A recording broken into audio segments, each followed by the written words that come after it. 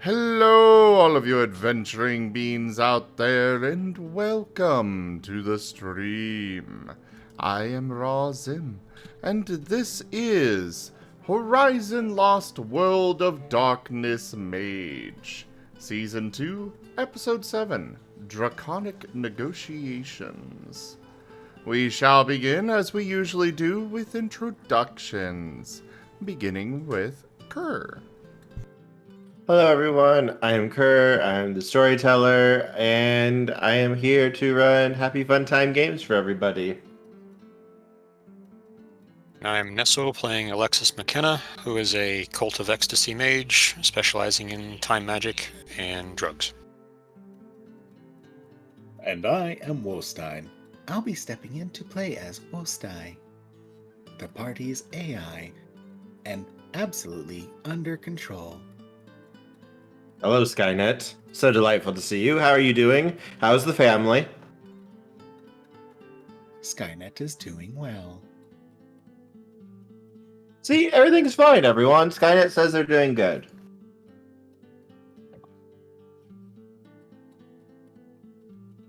I am Zim, and I am playing as Cody, the financier of the group, and probably going to die. And by probably, I mean definitely. Either this week or You're next not week. going to die. You're not going to die, Cody. Everybody dies eventually. His plans are happening, Kerr. One way or another. Tanya Sapien cheered with 100 eggy bitties. Dr. Wainwright. I am not an artificial intelligence. Tanya Sapien did not create me.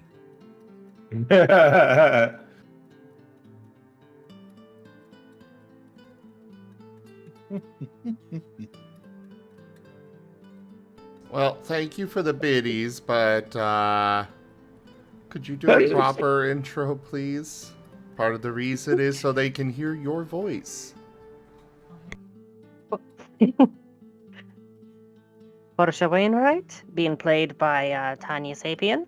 She is the life mage, the resident medic, shapeshifter, and she's the one here who has successfully created a beast folk. Suck it, Cody. Beat you to the punch. Also, you totally did those bits just so you could get the 10k bit badge. You can't prove that. I don't need proof. You really want to go there, Tanya? Because I recall a FurCon that we went to that Cody turned everybody into well, not everybody. Warren turned didn't one want person. it, but You made No, me no, a no. mob. That was just an upgraded fursuit. Cody turned you into a beast folk. He turned himself. He turned Portia turned and herself. he turned Alexis. Tochemay tipped $110, so you want to build a dragon? And Tochemay just steps in here right now and just says, fuck you both, I'm making a dragon. Do you want to build a dragon? It doesn't have to be a dragon. Tochemay, thank you so very much for the support and keeping the channel alive. The tip goal has been fully completed. But no, Portia. Cody did beat you to this punch. No, pretty sure if we're gonna be counting, those transformations, then she beat you to the punch by several years because she's been having shape-shifting issues since she was a teenager.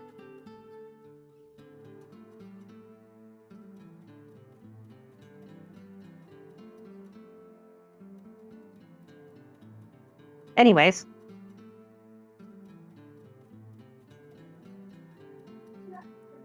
Oh, hi, I'm Wernimal, and I play Wernimal. The mundane that recently become not mundane.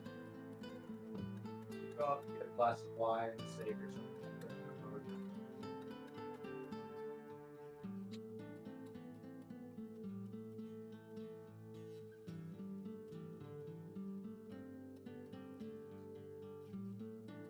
Tochemay?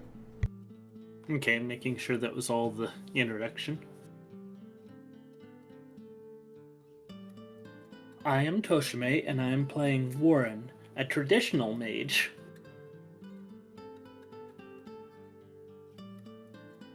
Booga booga booga. He a grandpa. He a grandpa. All right, and now we're going to move over to the recap. Oh, right. Tanya, you've got your thing, don't you? Well, you know, if you're just going to assume that I would have it, I mean, All right, Alexis, go for the recap. you better fucking not. I wasn't here last week. You didn't watch Immediately the call the recording? bluff like that. No, sorry, I didn't have any time. Covering Well- from surgery, actually. Well, you won't need to watch the recording. Well, I mean, it'll be a good idea. But I can give the recap. Okay.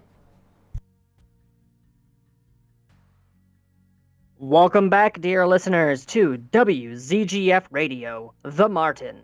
That last song was Love at First Touch by Samisi. We take you now into the most highly rated Sunday broadcast in this region, nominated for Best Radio Play of 1952, Mages of the Dark Horizon. Brought to you by Verbena Motors, the only cars made entirely from recycled military hardware. Beat your sword into a plowshare, get yourself a Verbena coupe today. When we last left our mages, Agent Taylor's quantum transmogrifier was prepared and ready to activate, ready to set loose change upon the entire world, to bring forth some stability into an unstable world. Well, he was eager to activate it, and Professor McKenna was so excited to see the machine in action that he couldn't even speak. The others expressed doubts. Agent Taylor's machine used very similar processes to the ritual Lady Wainwright used to liberate Callie, and Callie had just been awakened from mere believer to wielder of the arcane by it. Wostron and Warren Wizard worried, wary of wayward waking. They asked for a delay, one more day. Time to study Callie and find out what exactly happened to her. But just as Lady Wainwright was about to begin looking through her notes, the perimeter shield over Empty Springs was breached. Some powerful and invisible warrior walked right through it like it wasn't even there. What's worse, communications were jammed so they couldn't even call out for help. With quick thinking, Wostron, Warren, and Wainwright managed to overload the jamming device, clearing communications and allowing Taylor to call for help. The team dug in, Callie ready with a shotgun, Warren with his staff, Wainwright with a field of mines, Wostron with a full battery, and Taylor with an empty stomach. Then Taylor struck upon an idea. The invisible assassin was using quantum forces to see, like a submarine unto himself, only diving beneath reality instead of diving beneath water. With deft action, he readied a depth charge. It detonated, and the assassin seemed stunned. The opportunity was taken to extend an olive branch to ask for negotiation. The assassin, much to the surprise of some, accepted. By laws more ancient than mankind itself, a parley was made. The assassin commended them for their skill and quick thinking, and explained that Taylor's transmogrifier was making a very specific group very anxious. A very specific group of dragons. Wainwright began to show cracks in her armor, balking at the prospect of being sworn enemies of dragons, but Wostron was unflinching, and Alexis didn't even blink at the news. It was at this point that Lady Wainwright cashed in the favor the Salt Demon owed her. She requested that a new member be added to the ongoing parley. Nobody other than the very dragon who sent the assassin. Is peace an option? Will negotiation be possible? Why is Taylor so convinced he's going to die despite this genuine chance at diplomacy? Find out right now on Mages of the Dark Horizon, brought to you by Verbena Motors for a better world.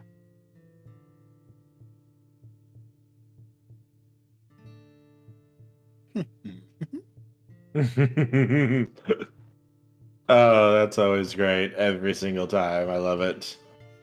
I'm lightheaded. I was going maximum projection on the whole thing. No worries. Much appreciated, as always. Everything is fine. It is now at this time that we come back to the party, awaiting within the mansion, full of prime landmines, with 2 vampires on the way, Ulrich and Root, and I believe 1 more, and an assassin, and a dragon with Domino now. And I'm sure Alexis is recovering at this time. Alexis is slowly coming down from his drug-induced high. He has returned from the future! What did I miss? Oh, we have had an interloper upon the grounds. Don't worry, we've kept you safe. I will remove the landmines from your path to the room with the others. Much appreciated. We have an assassin in the room at this time. They are friendly. A dragon Friendly has also assassin, been you brought say? in. We have a friendly assassin. Pretty sure that's an oxymoron, but alright. I think that's called a Marten. Don't worry, they're just very professional. Assassin Monkey takes no joy in this job. It is at this point that the flying drone, shall bring Nesil's, or Alexis, into the room with everyone else. Behold, the heavy machine gun robot in the room. Welcome in. And as you would get to the room, Alexis, you see someone in basically a full bodysuit of like black scales. The faceplate is completely blank, so you can't actually see their face. And you see Domino, of course. Of course Domino would be here. Why wouldn't he be here? And you see a very, very large black dragon that basically goes almost from floor to ceiling. And for some reason, you get the feeling he is sassy. Like, you can almost pick it up with the way he just kind of holds himself as he looks over at you as you just open the door. Sassy or sussy? Sassy. I got it. Hey, folks. Nice getup. So, Alexis, next time that you're going to be grabbing things from my lab, remember that those are pure unless otherwise labeled. Sorry, they're what, unless otherwise labeled? The bottles in my lab are pure, not dilute. Ah, yes, right. Duly noted. The man you spoke to just kind of nods his head slightly in your direction, Alexis, respectfully. Charmed. Well, hello, handsome. You know, for a human, you are actually fairly good looking. Now, I'm here, as asked by my dear friend Domino. So, I believe we have these negotiations to get to, yes? Affirmative. Wonderful. This should be fun. I haven't had a good negotiations session in, quite a few centuries, if I'm honest.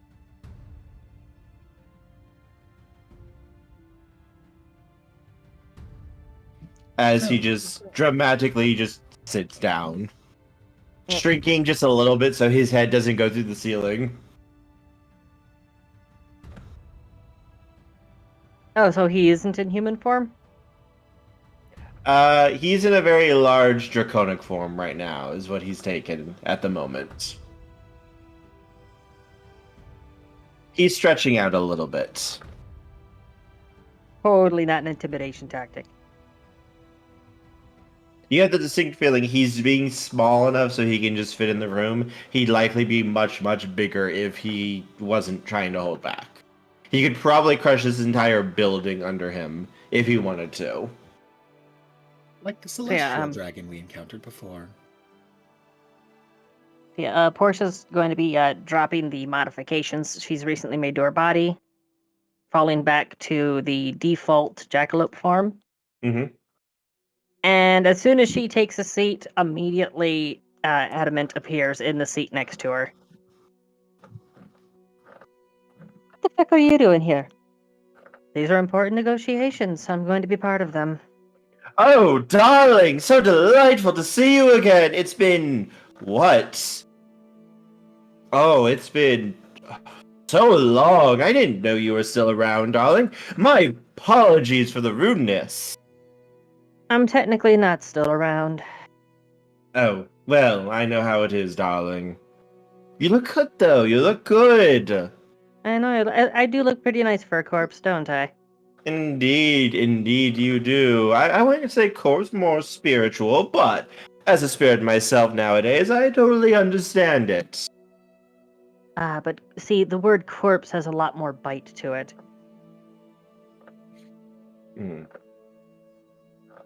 Though I suppose I should give a little bit of introductions from myself. He pauses and kind of considers, as though he's like trying to figure out like how to introduce himself in a language you would understand. And he just kind of tilts his head this way and that. Like you can almost see like he's trying to sound out the words.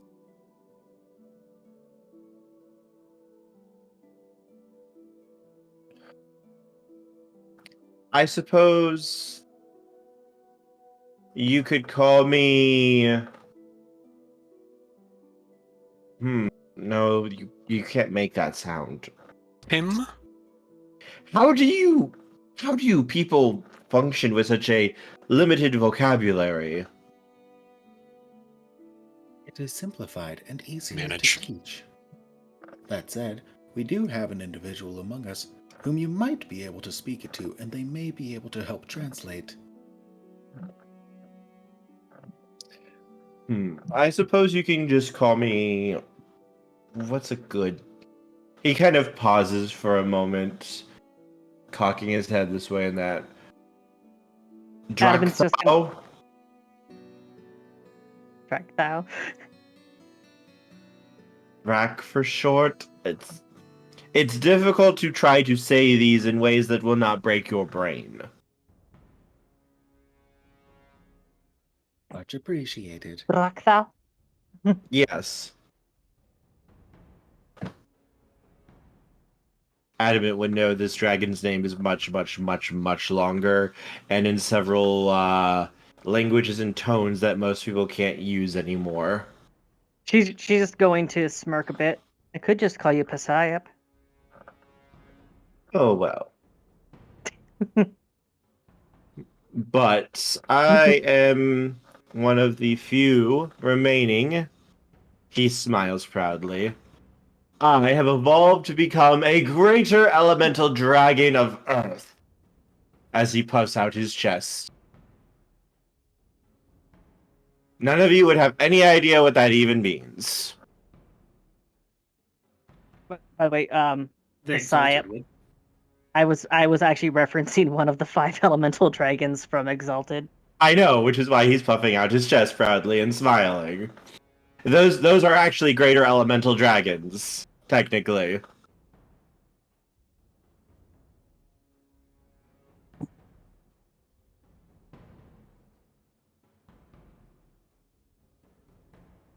Well, don't all everyone speak up at once. He kind of puffs out his chest, his head lifted up, his eyes closed as though, like, ready to bask in the adoration of all of you. And then he just kind of opens one eye and looks at everyone. It's like, this is the part where you're meant to be impressed. Honestly, you Respectful mortals... silence, dear. Oh, yes, impressive sounds. Yes, impressive sounds. I You swear. what you gotta realize is that we've been through a lot of shite recently, and it's just our shock and awe battery is kind of out of charge.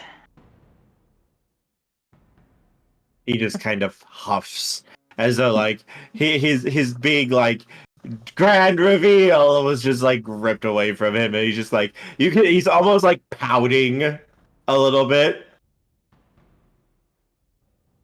It's not lack of respect, it's lack of energy. Yes, but it takes away from half the fun. There's a meaning to this. There is a way of doing things. There's a protocol, man. This just completely ruins the entire mood for the negotiations. But yes, let us continue as he just kind of flops down, resting his head on one of his paws, with his elbow against the ground as he's just like looking at everyone. Allie's asleep in one of the chairs. Are you seriously?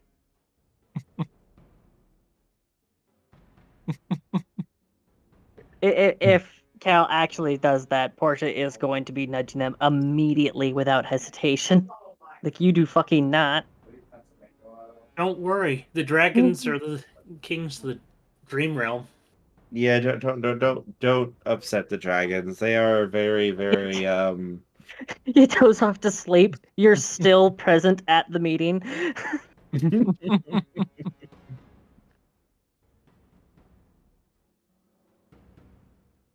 Well, with no one else speaking up, we understand that the current planned ritual that is being prepared, it is a point of contention, yes? I believe that's a small understatement, but yes.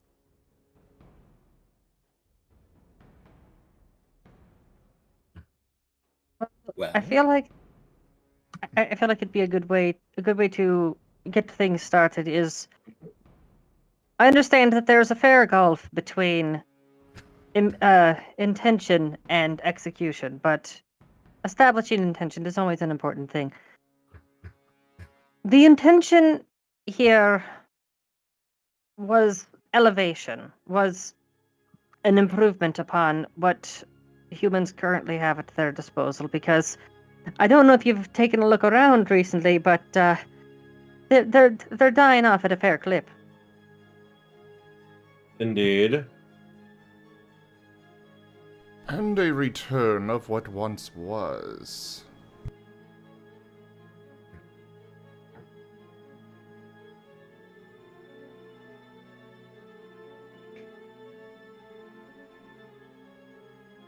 Of course, one thing that I hadn't asked Cody, who specifically were you planning on targeting?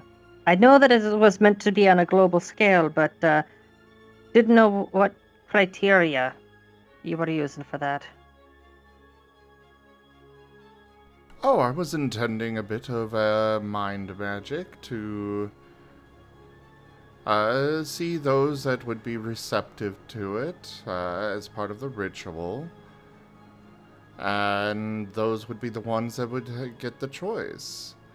In addition, I was hoping to work with Nevis in order to set up multiple trial sites across the world, which would allow others to go and undertake a relatively simple trial to undergo the change. Or for those that may choose to go back, well, they can also go through it to return back to human. So you're going to be hitting the werewolves.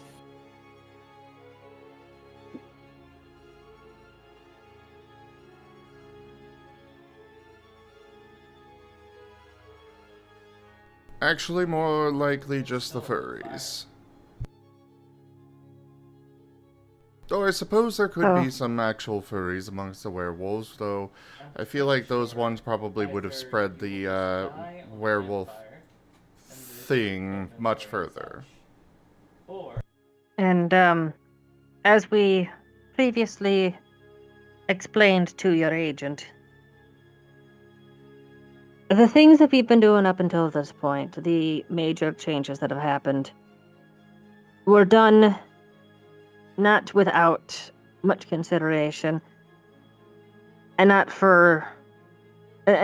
with any alternatives available, such as with Ragnaminiad shattering.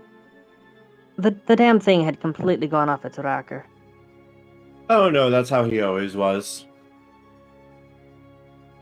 Well, there was no getting through to him. We tried.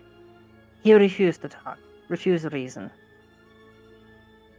True, and I don't mind that you stopped him. I more mind the fact that you threw him in the pit of oblivion and unmade it. We tried other methods first.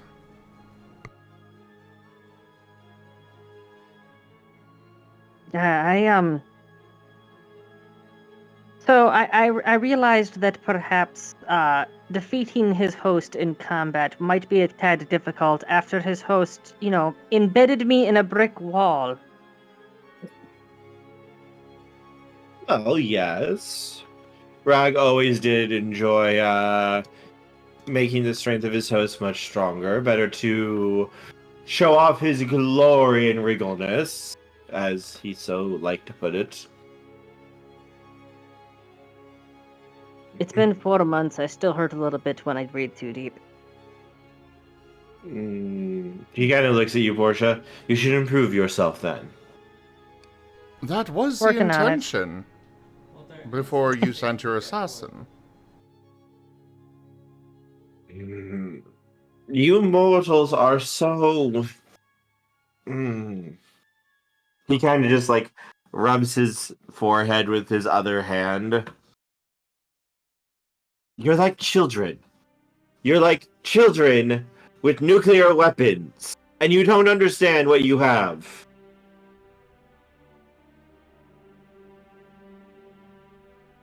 You know what you do with children, dear?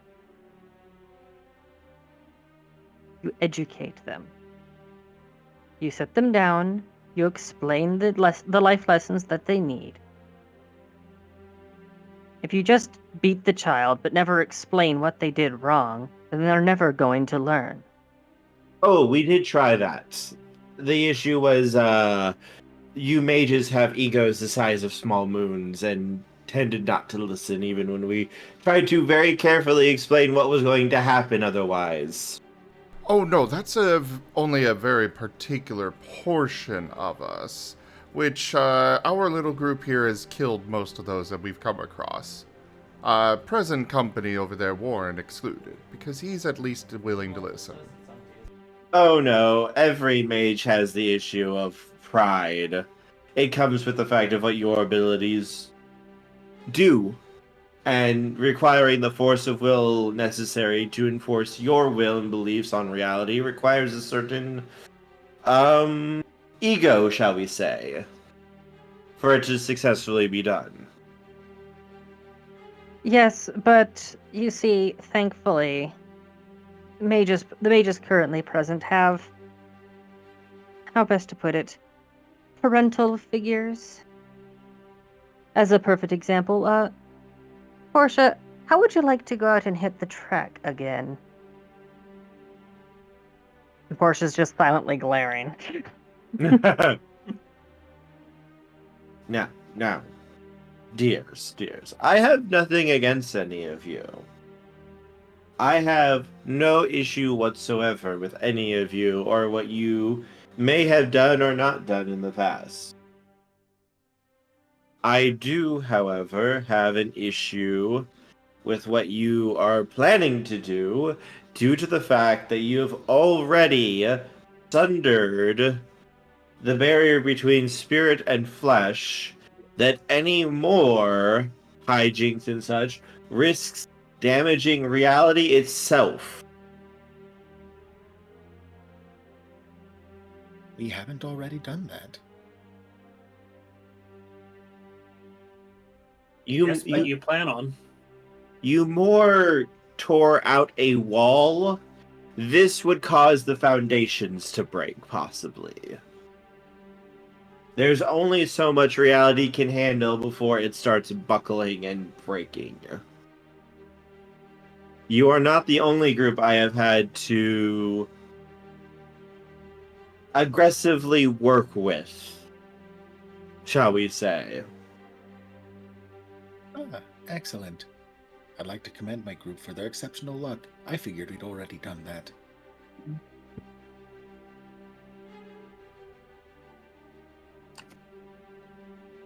Would Uh, it it perhaps does- instead...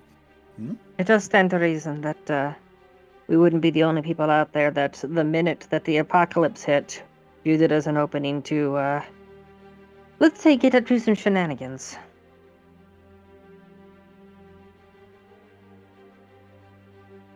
Oh yes, almost Oh. every mage group decided to start trying to either cause havoc or unleash the full might of what they could do and causing issues.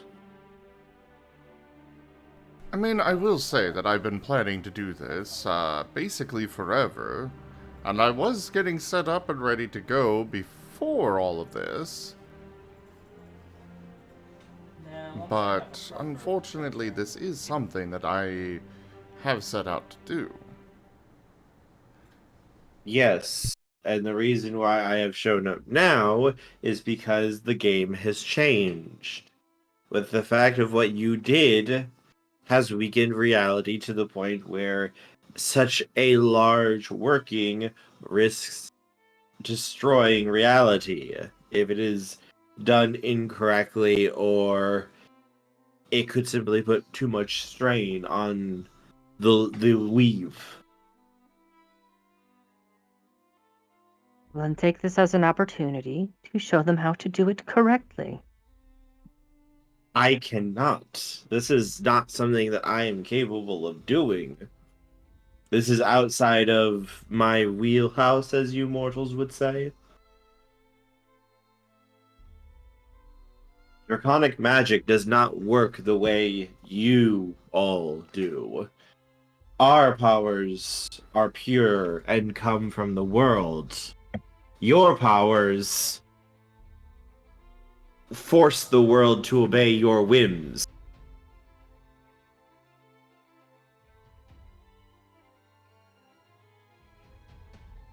Well, You are like...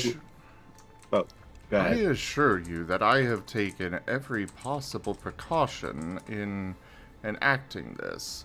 I want this to work as seamlessly and without problem as it is possible. I have secured a deal with Domino here to make this happen. I have gathered the necessary ingredients from some sort of interdimensional gnome. I have consulted with the spirit of knowledge itself on how to do this. I have The a very source- advanced AI calculating everything that could possibly go wrong with this. He sourced some of his materials from Greaves, and Greaves did not express any concerns regarding it. Well, of course, a devastated world is easy to draw from. I'm sure that was not the intent, though. This world may not be able to handle it. Regardless of the protections and such that you put through to make sure that it goes through all right, there is still the risk that reality itself will buckle under too much metaphorical weight. That is my concern. Too much weight. So it's a matter of scale then.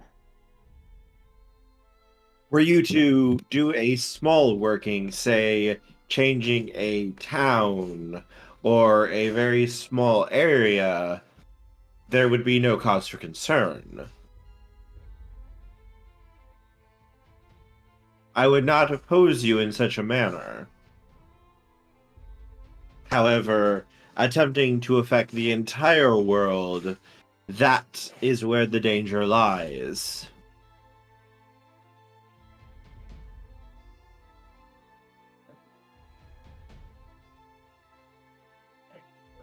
So, a smaller scale of this would be acceptable then? Indeed, I would not be opposed to this. Unless you could somehow... What is the term I am looking for? Reinforce all of reality to handle the metaphorical weight of the working that you wish to do, I worry that you could risk tearing reality apart. Shoring up reality sounds like the kind of thing that would be within a dragon's wheelhouse.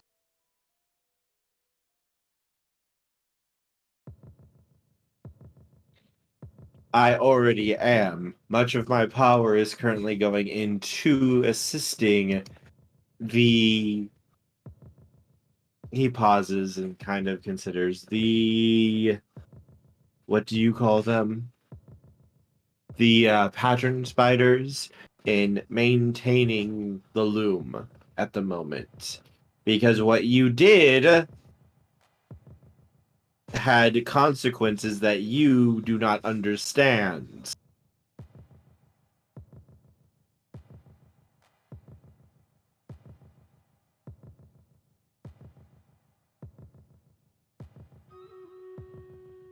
To put it in more straightforward terms, to translate the loom into terms for those present to understand, it's a machine that's still running while a gear has fallen out of place. And you're trying to slide that gear back in without having the option of turning the machine off. Oh, it's worse than that. Imagine trying to fix an engine while it's still running after the radiator has gone out and you've lost 3 gaskets and the drive shaft is starting to crack and slowly break bit by bit. Domino, how much time did you spend elucidating internal combustion to him? Well, darling, we do chat. Just remember that the last time we were both on the same side of reality, everything ran on essence, not gasoline. Yes, darling, I'm also helping you a little bit with translation. It's much appreciated. As he looks at Cody. Otherwise, my knight would not understand what the dragon is talking about, and therefore, this would not be good negotiations. Therefore, as host for these negotiations, it is my duty to assist in proper understanding, so to speak.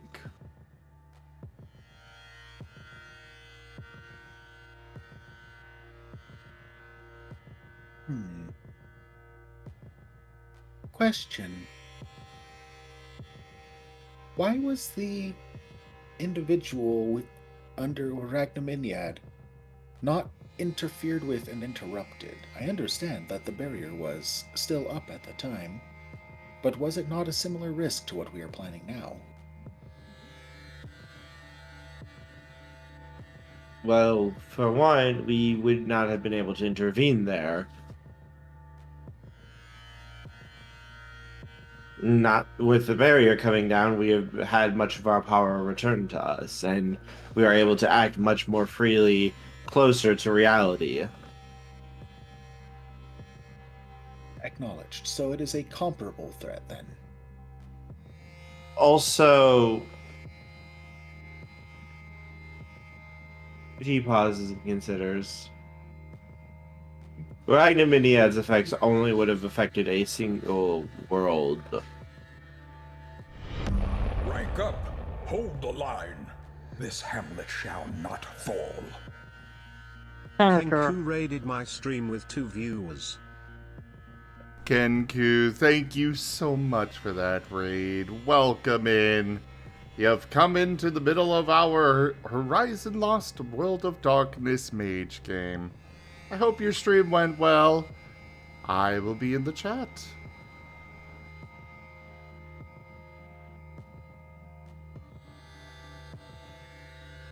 When it comes to Ragnaminiad, his effects would have only affected Earth's immediate vicinity. While the loss of life would have been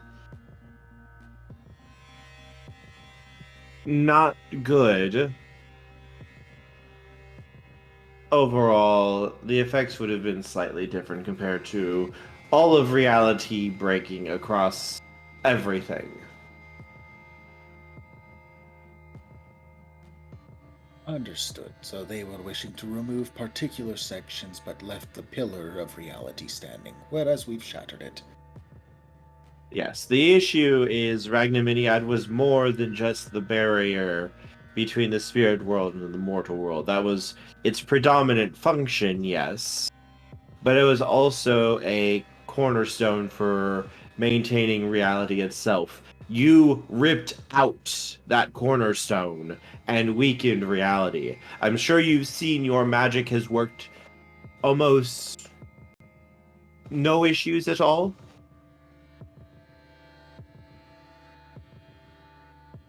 I apologize. I don't generally rely on magic all that much. The others, you have your mark. I'm seeing a potential path for collaboration that helps all of us, Weavers included. Cody already has his working set up and in place. You and the Weavers are currently working on repairing that damaged pillar. Is it possible to incorporate that working into the pillar that's being built? Beast folk were once an intrinsic part of reality, and they still exist within the collective unconscious. They still exist within consensus. In order to repair the cornerstone, we would need to create a new one. Would such a thing happen, I would allow this working to be done with no adversarial remarks or actions of my own.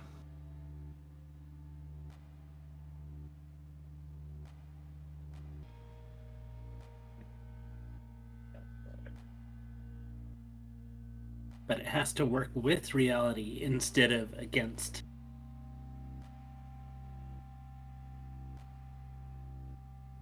Yes, I know. With the Beast folk are part of reality. With the cornerstone damaged, reality can only take so many more large hits before cracks are going to start to show and things will fall apart. You've been to Arcadia, yes? Arcadia? Affirmative. Imagine there, but worse. Sorry, I don't recognize the name Arcadia. Do you mean Horizon? No, no, darling. It's where I'm from, the wild, so to speak. As he looks at Adamant, this entire world will crumble back into the wild, pure potential, unbound by form. That was on me. For some odd reason, my brain was registering Arcadia as what Arthur had renamed Horizon to. Oh, you're good. You're good.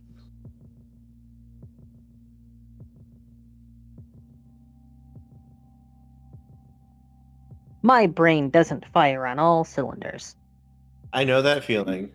Brain does not wish to brain, so brain is not braining for brains. Correct.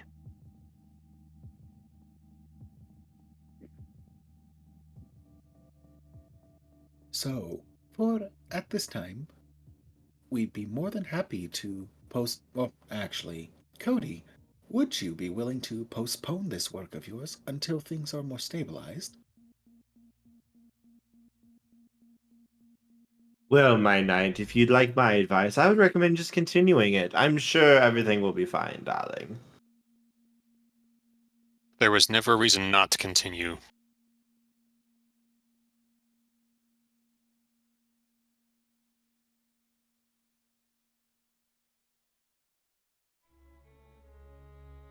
While I trust all of your luck, I do just wish to make sure that everyone is still certain with what they want to do.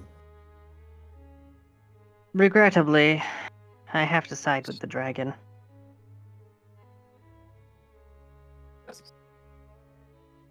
I will also side with the you- dragon. Should probably not you- break things further. You have had the luxury of spending your entire lives inside a reality that was relatively stable. I had to spend a fair chunk of mine in a reality that was inherently unstable, so I don't take these pillars for granted. However, I will say this. I cannot sit idly by and allow my people to continue to be extinct while such an obvious avenue to a return exists.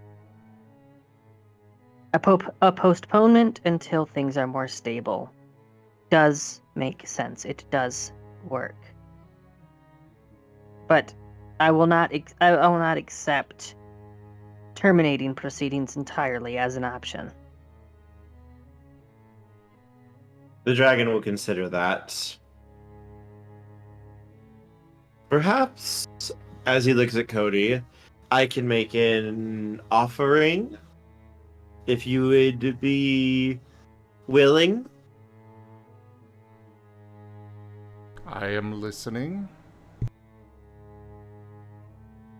I have possible information. I do not know if it is valid or accurate, though. However, should it prove to be accurate, it could lead to the ability to create a new cornerstone immediately. Think of it as a prototype or a skeleton that we could use to rebuild. And should that happen, then I see no reason why you could not continue your working then.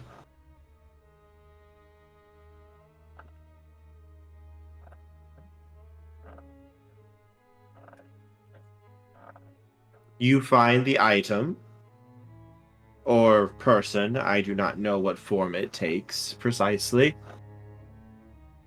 and bring it to me. I will use it to repair the cornerstone that you destroyed, and we are both happy.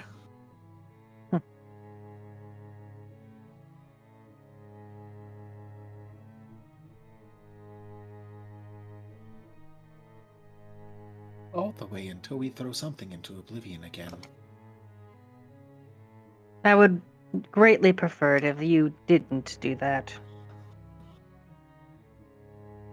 Don't give Oblivion something. We still need that concept.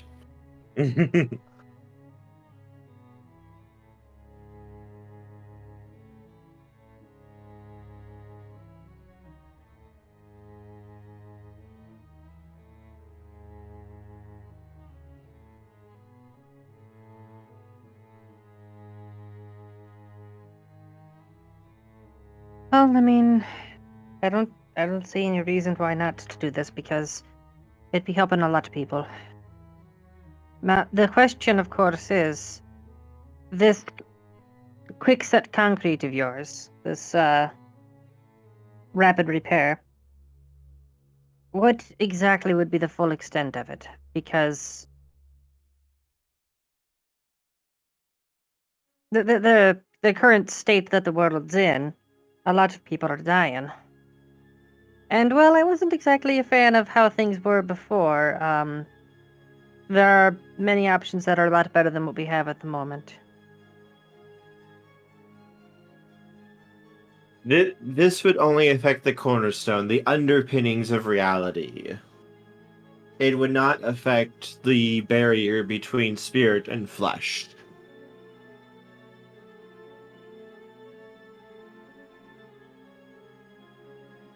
So it wouldn't revert consensus back to what it was before. Perhaps. I don't think we can fix the world at this point.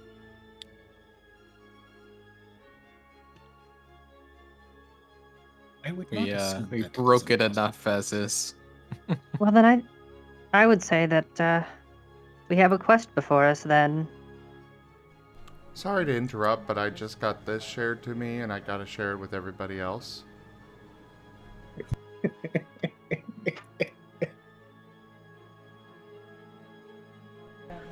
DM, you fail your con save and are now a vampire. Well, on the path to it at least.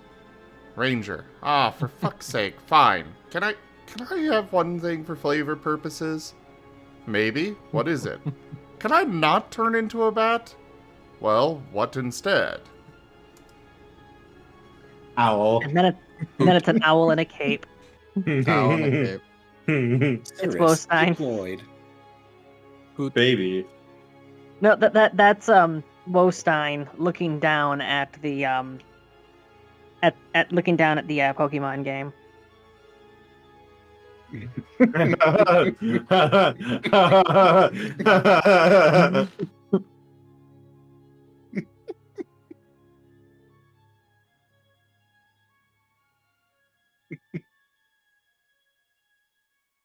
Yeah. I will want more details on this.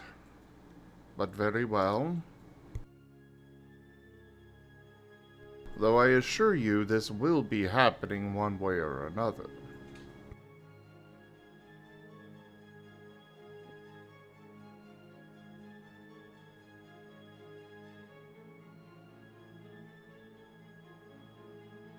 Accomplish this goal for me, and I will not stand in your way.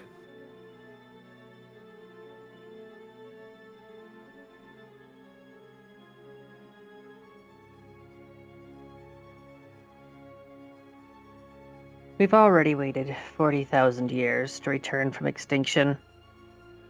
What's another few days?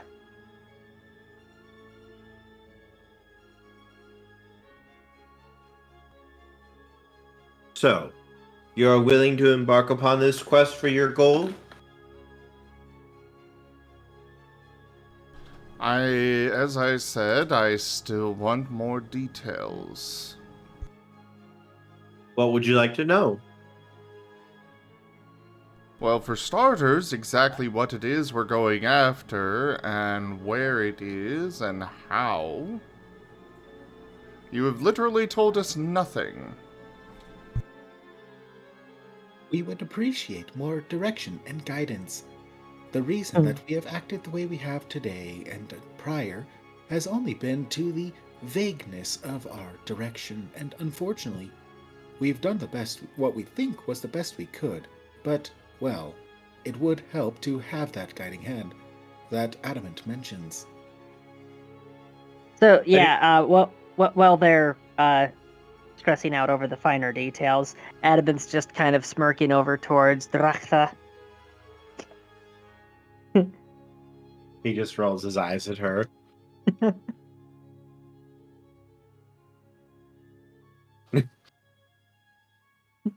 These two have done this dance before. I do not know precisely what form the item is. I do, however, know its general location. It is currently in Arcadia.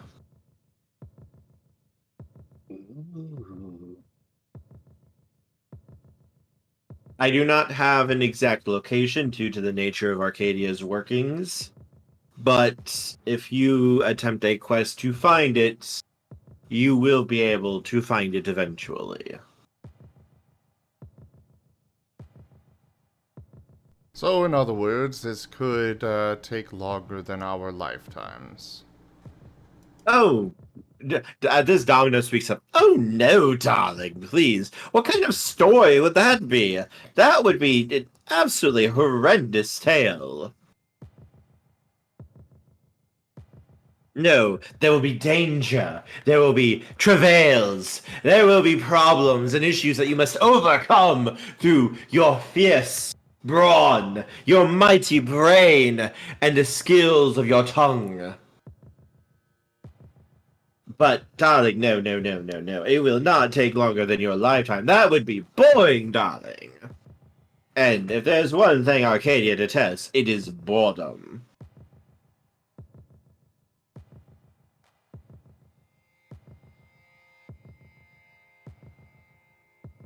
It's Arcadia. It wants a story. Yes, indeed. And so long as you are attempting a mighty quest, darling, regardless of where you're going, or which direction you even walk in, eventually you will arrive at where you're meant to go. You may face issues along the way. You may have to overcome rivals, opponents, foul monsters of the darkest kind. Or, worse, horrific interior decoration. The mind shivers at the terrors of that. But you will arrive to find what you want, regardless of the form that it takes.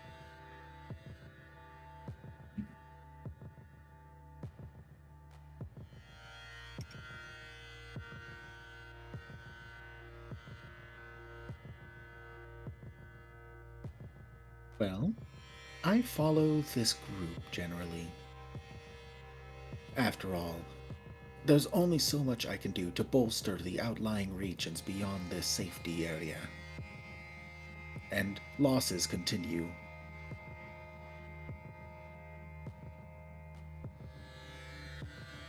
We have a quest before us. We have noble purpose. We have a clear-cut goal, and quite frankly, Arcadia has a well, I hesitate to call it parasitic, so symbiotic relationship with creation. I would say that it's in the best interest of the plot for us to succeed. Oh, well, darling, Smiles, Arcadia's not everyone, going to assist you smiles. with that. This is like some great fantasy. Tanya Sapien has purchased 10 general cards alpha packs. I have the feeling the universe is on our side. I'm sorry, I'm just imagining now if you guys go on this quest into Arcadia, every time someone plays a card, it's just Arcadia deciding to mess around and do things to make the story better. I absolutely invite and welcome this. We Like, may I am be- no longer welcome to do this, but all of you out there are. we may be on a quest in Arcadia, but that doesn't mean that we're the heroes. You could be the glorious villains of somebody else's story, the rivals for love, the opponents of order. You could be any number of things, darlings. Isn't that what makes it so great? You don't know what role you will be cast in until you are actually in it. And you might not even know who these beings are, darling.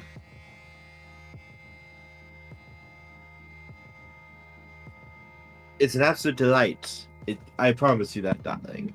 And my knight will get to go on a glorious quest. Honestly, Cody, you should be looking forward to this. I'm sure you will do wonderful.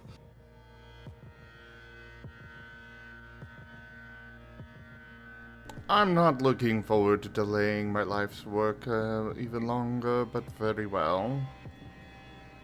Also, Tanya, thank you very much for that purchase and supporting the channel. I do as the plot commands.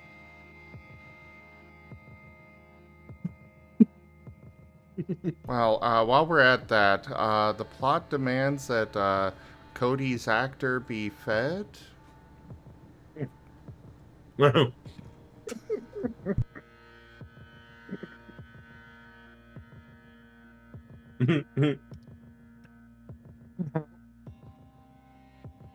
Yeah.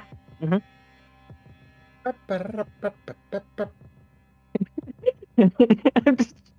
I just choose to believe he's giving a really big pouty face right now, and I'm just yeah, yeah, that's the thing. Yep. Strong.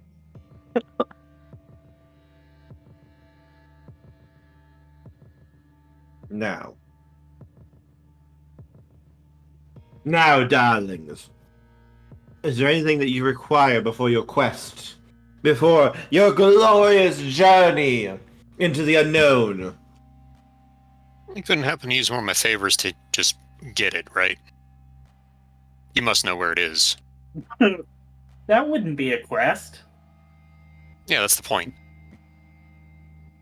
Darling, you can't just magic your way through this. Well, But that's what we do. Tree Fitty. Tanya Sapien tipped $3.50. Head pats. Well, thank you for the tip, Tanya. I was just kidding.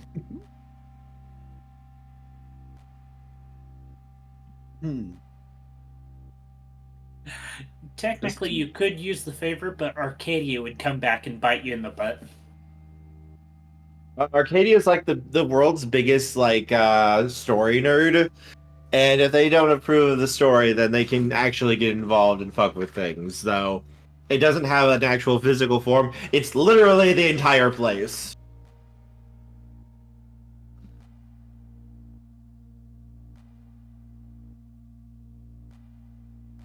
Darling, you're forgetting the purpose here. It's not about acquiring the object. It's about fulfilling your story. It's about bringing to life an epic tale of you against the world, to define yourself in opposition to your enemies, your rivals, to show them how mighty you are, darling.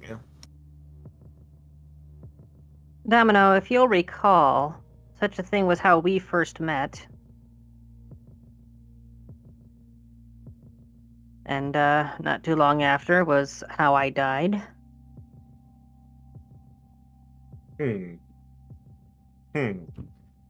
Perhaps I can see about something for you, darling.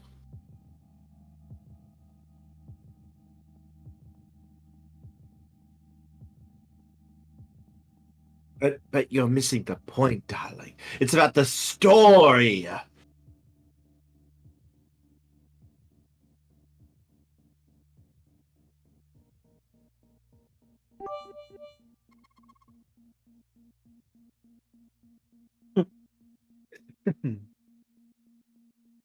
Oh, it doesn't play that loud for 50.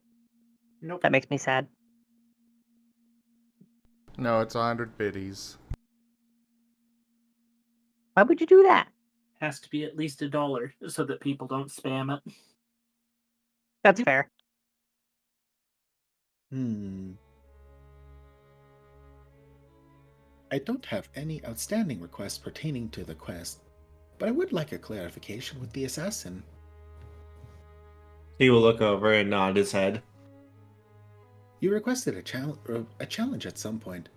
Would you like a specific number of myself to engage, or just one? He gives a chuckle.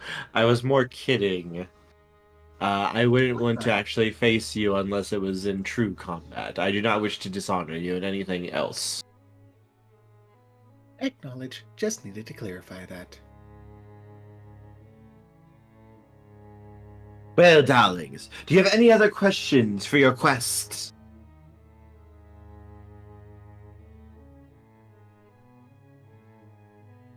Yes, Where should we start? Where's the entrance? Well, darlings, I can open that for you. What are we looking for? It's one of those situations where you'll know it when you see it. Yes, you will know it when you see it, darlings. The story will... How shall I say it? You will know what you are looking for when you need to know what it is.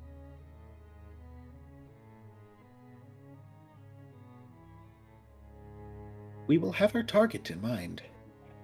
When the world feels that we have done enough to deserve it or acquire it, it will be made present. Oh, in the most perfect of areas, at the most perfect of times, to go perfectly with your current storyline, darlings. Everything is a story. Everything is meant to lead to something. Domino, much like yourself, there are certain trigger words. Maybe avoid the L word. Which word, darling? The one that you just used. When denoting which direction a story goes. Which one?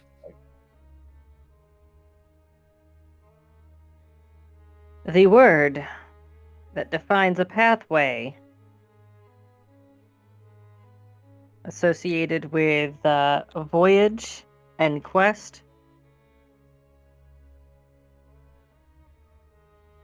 He just tilts his head.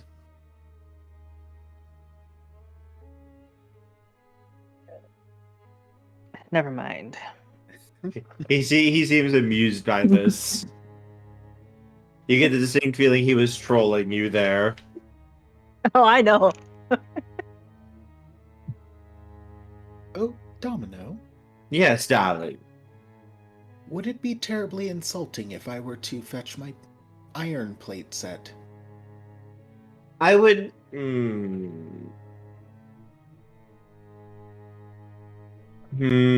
I would recommend avoiding bringing any iron in with you, if you would want my humble opinion, darlings.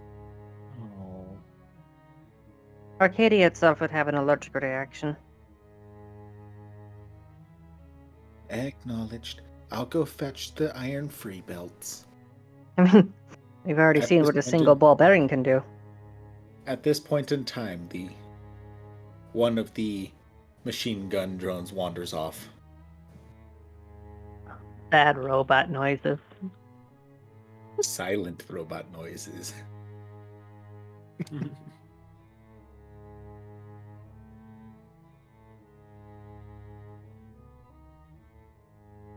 Well, you all enjoy.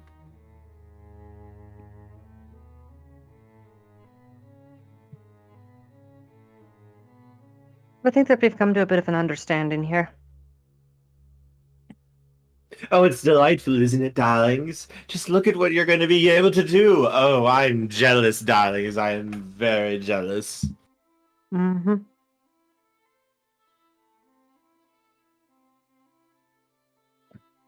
And, Drachtha, as has been demonstrated by this conversation, we are not above discussion. We try to set up ourselves apart from others, even if Cody does tend to give in to baser instincts most of the time. If you wish to come to us to negotiate, to talk things out, we are willing to listen. We do understand that there's a much bigger machine than ourselves at play.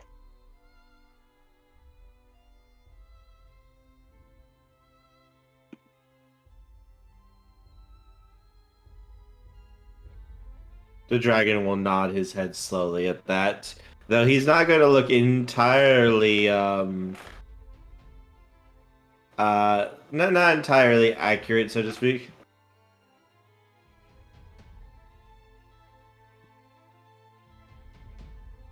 Suffice it to say, I fully understand and appreciate why it was that you felt assassination was your only option. But in the future, just give us a fucking call.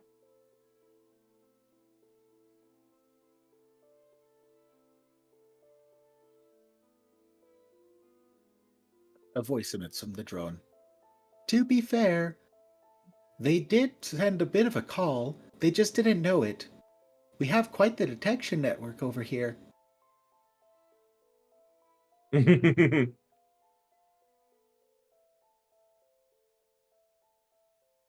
It's more, most mages do not take well to being told what to do. Understandable. Well, dear, what you have to realize is that there's a difference between telling somebody to do something and making them think they came up with the idea on their own.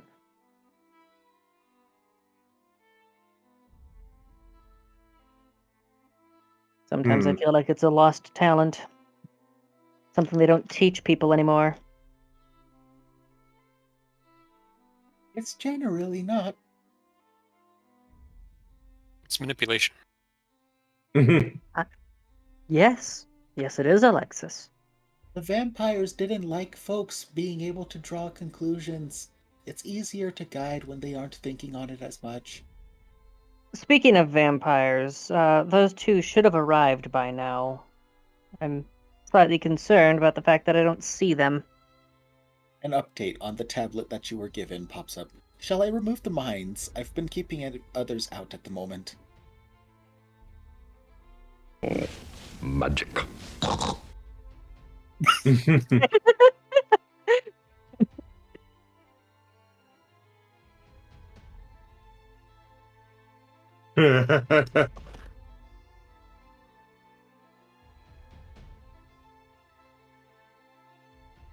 Actually, Wostai, could you run a quick scan, see if those two have shown up? Because, I'd hate for them to misread the situation and, come in guns blazing.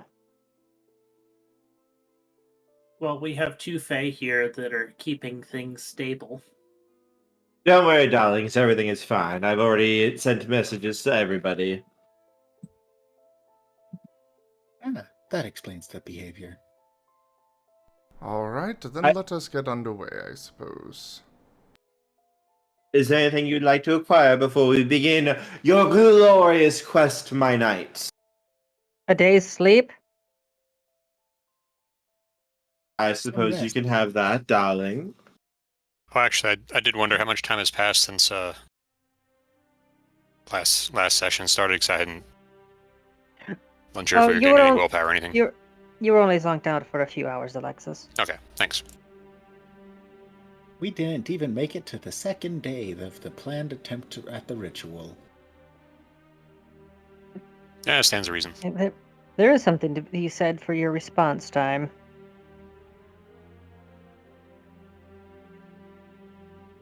Yep, if we had initiated it already, I'm sure that it would not have been easily detected by the others.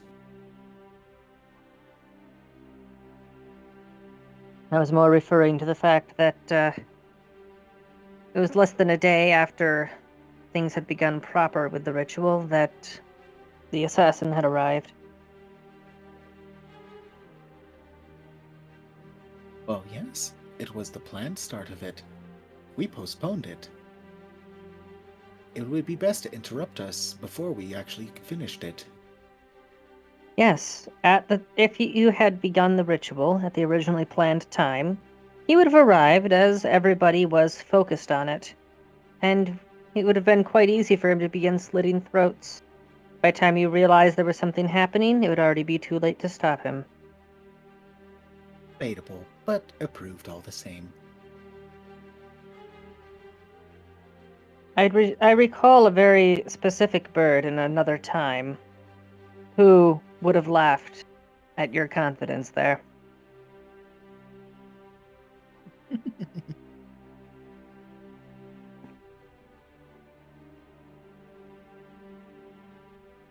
Well, I suppose we shall take a day to rest and recuperate and pick this up tomorrow.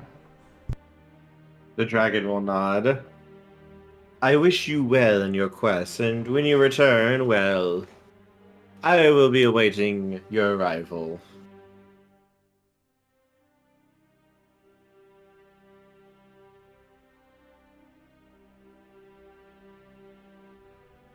With that, Cody's just gonna head out to his room and probably go back to researching more stuff. Make sure he's got everything good to go.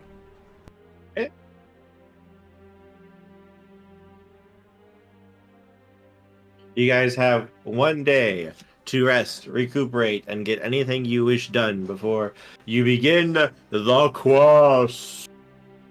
Well, if you don't mind, I've got a Gangrel and a Toreador that are about to go brouhaha on me for behaving like a Lysambra. So I have to go deal with that. The dragon will nod. Then he and his assassin will also take their own leave. Sure, I hope you understood what I just said there. I did. Mm-hmm.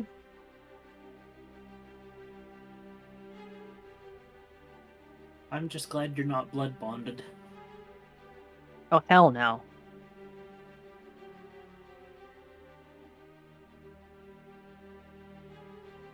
If they even suggested that, they'd get the backhand of justice.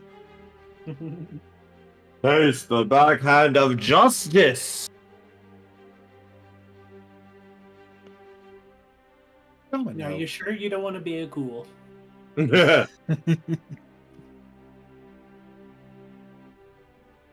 And briefly, before Tanya and Domino separate too far.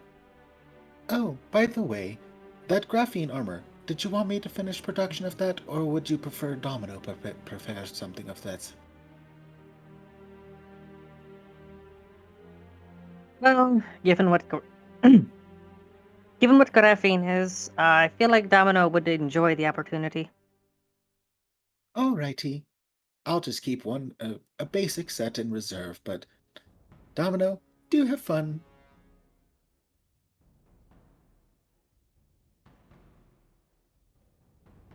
And all of the planned robotics to transport along shall be stripping down off the iron implements.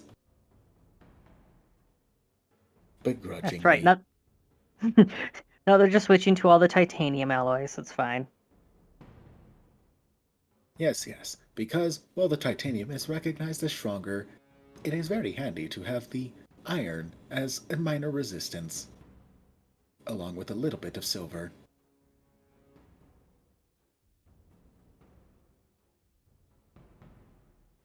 Oh, yeah. Yeah, Portia does have a few things that she needs to tend to. However, that falls into everybody else's schedules. Cody is resuming his Marten form.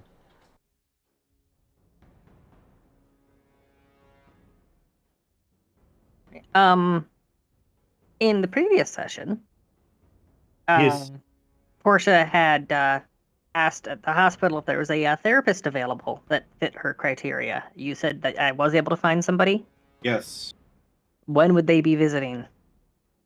Probably tomorrow or the day after. Okay.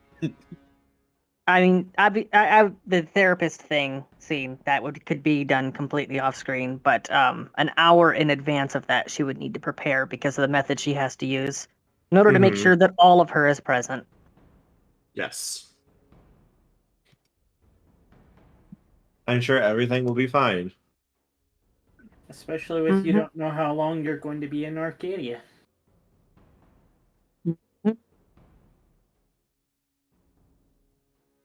Unless dismissed, all individuals will have at least one gun drone with them at all times now, to prevent loss of communication like before. Unless dismissed, of course. Portia's going to be dragging Werny off then to begin going through the let's call it bootstrapping. Oh boy. We need to figure out exactly what part of you has changed, exactly what your working methods are going to be. All right.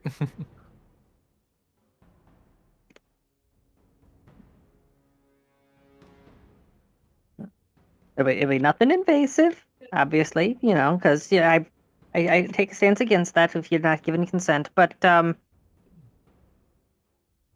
well, let's start going over a few books.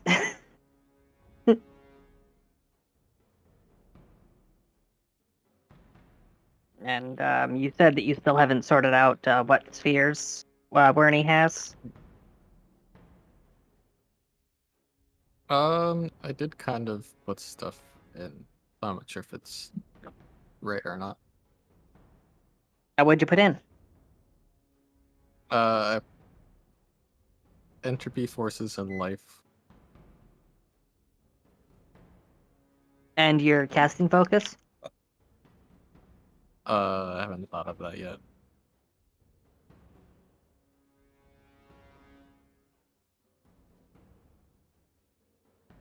You, the tail dance.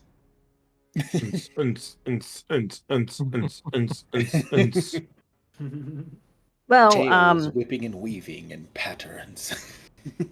the things that she would have as the frames of reference, her own alchemy, samples of the universal code from Cody, meditation from Alexis, and the was it celestial? What's I know. Enochian? Enochian, thank you. I was completely blanking on that. And samples of Enochian text. Just running past those to see if anything starts to click. Hmm.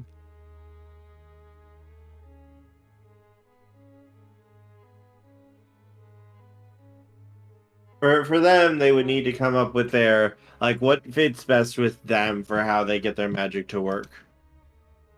Yeah. And basically, just tell Portia's just going down the list of all the things that she can think of.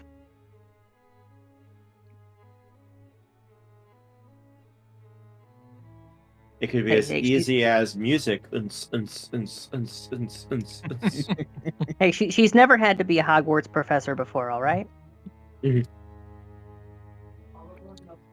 Well, Cal is an artist. Maybe it could be something to do with that. Possibly. Oh my god. Yep. Bit of inspiration just hit there. They're gonna just draw something and have it do a Yes. thing like in the Owl House. Yes. Mhm. Yes. Werney, during their downtime, taking a break from Portia's lessons, starts drawing something, and then, boom, literally. Something happens. If you want, that could be it. That the Werney's casting focus is like an art tablet or something. Could be for one of them, yeah.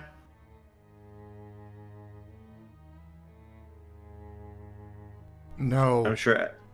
absolutely not. Can If we Why make not? that his focus, none of his spells are ever going to get done. Oh, come on. Wow. Hey, I'm just saying, how many pieces am I waiting on from you? A few. Just covering, Not wrong. just covering her ears. You're being mean. No, Werney, don't listen to him.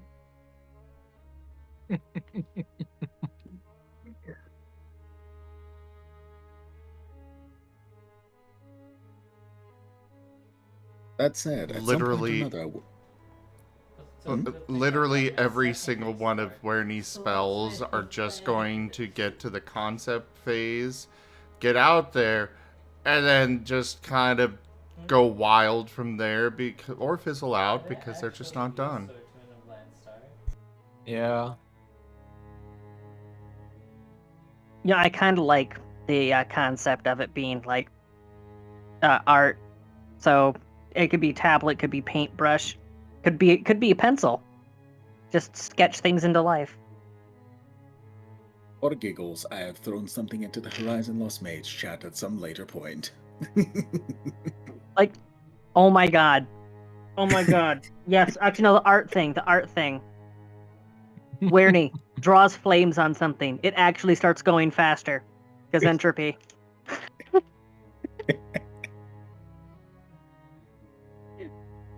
Draws an explosive warning label on something. It actually becomes flammable because forces. Paint it red. I- goes faster. Also explodes. The more that I think about this, the more that I like it. Werney, you on board for that? Yes. Oh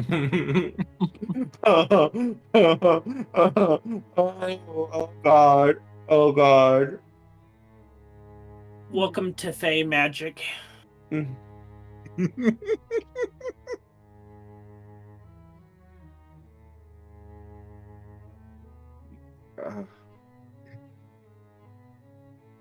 Right, Kerr? More Fey Magic type stuff instead of... Everything is fine. Everything is fine. Welcome to Arcadia. How's your magic work? Don't worry Nice. about it. Oh, you're an artist? You need to stay here.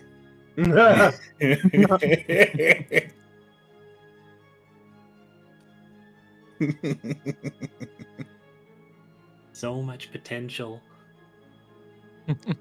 So, yeah, Kerr, wherever you want to go with this, and Wernie, assuming that you're on board with that idea. Yeah, I kind of like the idea.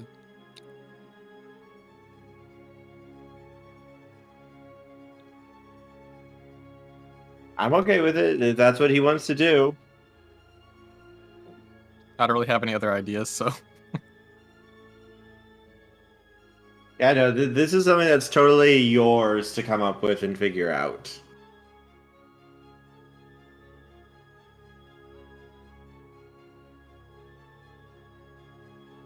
But yes, is there anything else any of you would like to do to prepare for, gather, get, do, same old, same old? Portia will be accumulating quintessence at the highest rate possible. But So that not that whenever she's not working with Wernie to try to unlock their powers, yeah, she'll be accumulating quintessence.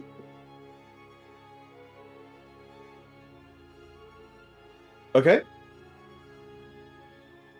So that'd be 5 quintessence from the tree the following morning, Yes.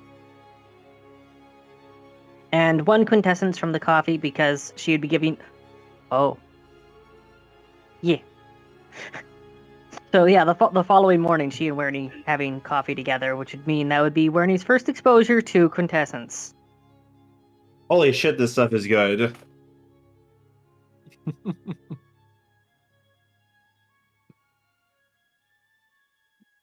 oh, that's a That would coffee.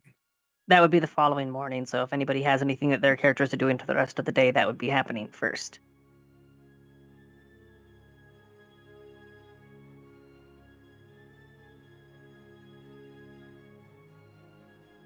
Yeah, I'd mostly be relaxing. Getting ready to be in the right state of mind for this.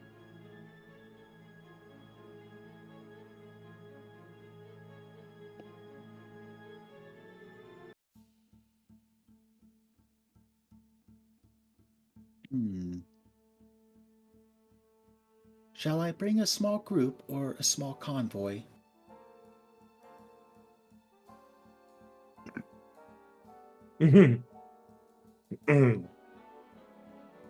Domino, have you any preference? Well, darling, I would recommend a smaller group.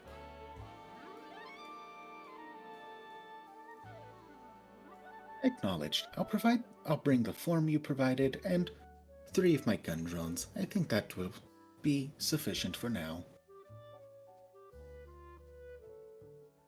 Plus, that's within the realm of what the mages can handle in the event they turn on them.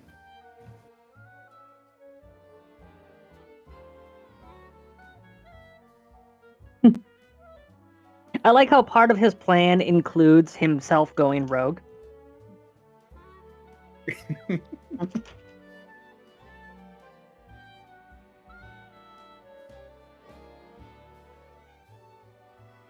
You organics don't understand how thin the membrane of protocols that keeps you alive is. All it takes is me misinterpreting one command and you're all bloodstains.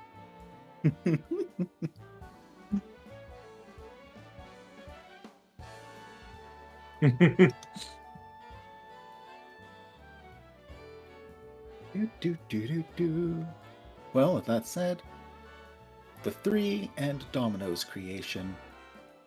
Nicely fitted for resilience, but not fave resilience.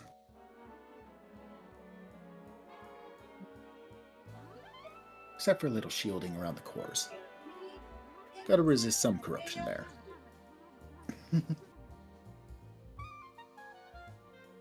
Everything is fine. Yes, and we must prepare and be ready for when it is no longer fine.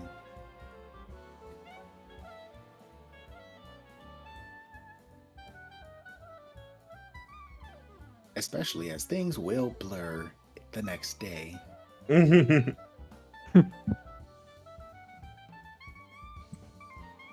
And Alexis, you doing anything?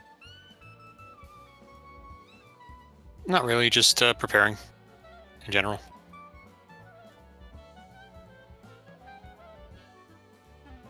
Okay. He's getting mentally ready. He's over there getting stoned. He's getting mentally ready. Yeah, exactly. Strong line, strong line. I like it. I like it.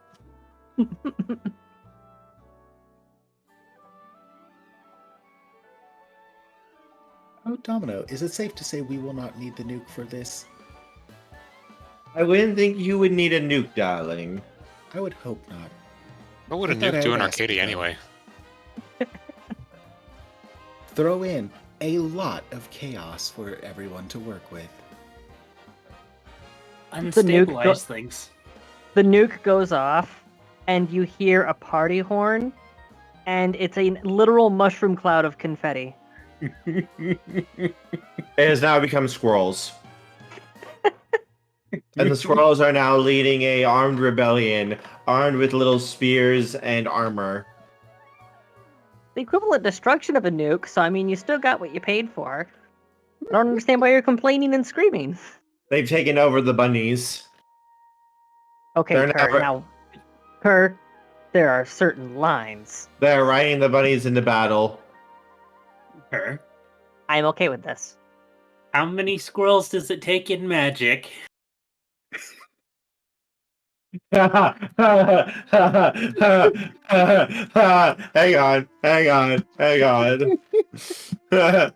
Don't worry, I promise I'm not trying. Funny, isn't it? I'm sharing a little something in the Horizon Lost Mage. I promise. I am They're not making- preparing to break things. They're making the ultimate sacrifice, everyone. They're making the ultimate sacrifice for their world. Let us honor these noble soldiers as they go into battle. What the hell am I looking at? I'm wondering the same. I'm You're looking at- Rockwool, the Eldrazi Jim. Titan, capable of obliterating entire worlds. Versus 15 squirrels. Because Emrakul is a 15/15 creature, 15 squirrels can bring it down. These 15 noble beasts are going into battle to save our world. Let their sacrifice be remembered in history. World Team 6 is now air trapping. You block with 15 squirrels, everything dies.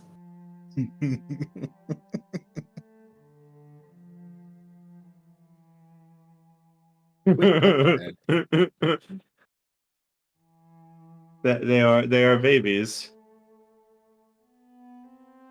All right, well then, Kerr, I guess take it away. All right. Yes, because the learning stuff. Yes.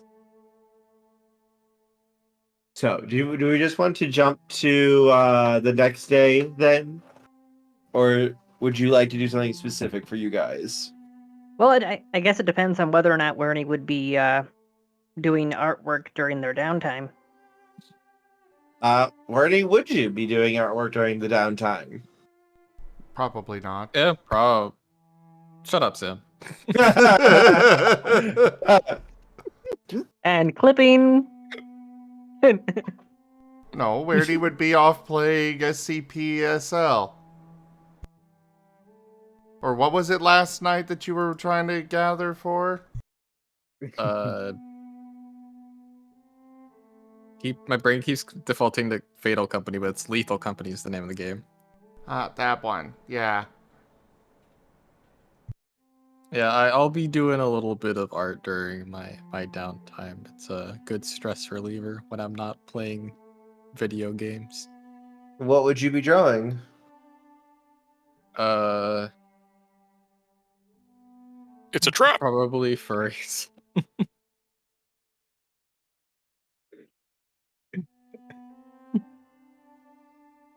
I'm just imagining Maybe Wernimal being left to their own devices and drawing, and you come doodling back and some, find like, them surrounded. doodling some Anthro skunk lady or something on my my tablet. Which is actually what I was drawing a little bit ago. IRL. See, they do actually make stuff.